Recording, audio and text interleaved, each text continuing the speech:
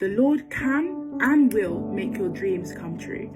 Every single burning desire you have on your heart that you're not really sure whether Jesus knows or whether he will make happen, I want you to have peace today that the Lord is aware of your heart's desires because he was the one who placed them there and he will bring them to pass.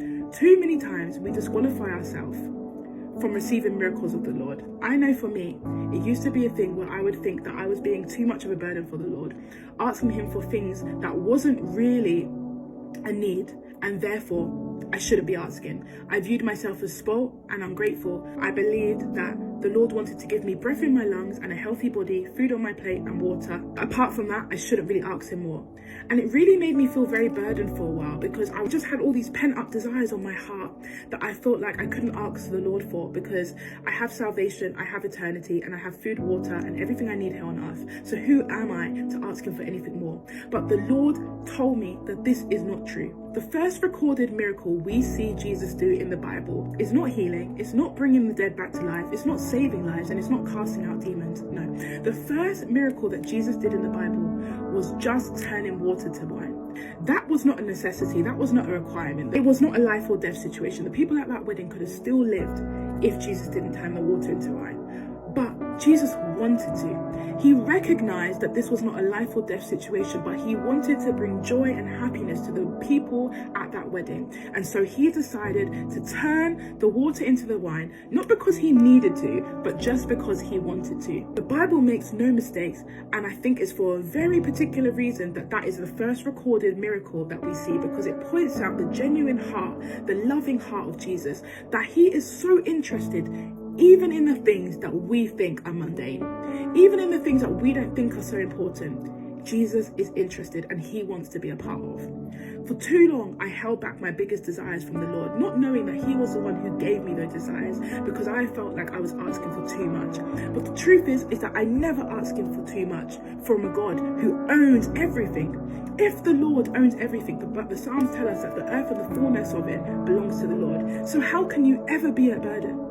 When I did bring these things to God, the odd few times I did bring these things to God that I wanted in my future, I would always end the prayer with, Lord, if it's your will. And I did that not to say truly from my heart, Lord, if it's your will, because it's good to always want to be in alignment to the will of God. But I did that as a safety mechanism, thinking that if the Lord didn't want to answer them and I never saw the fruit of these prayers come to pass, then it would soften the blow, because at least I could say, well, maybe it wasn't in his will. No. Be so audacious in your faith. Ask the Lord for the small things. Even as I began to put the Lord to the test, which is okay because that's what he wants us to do. The Lord wants us to put him to the test so that our faith can grow and grow and grow, because the Lord is a man of his word. God does not lie. Every time we put him to the test, he will succeed. He will come through for us, and that strengthens our faith. So every time you pray, be audacious and put the Lord to the test. Say, Lord, this is what I want. This is what I know you're capable of doing. And Lord, you will do it for me just because you want to, just because you love me, and just because I'm your daughter. You'll do it for me.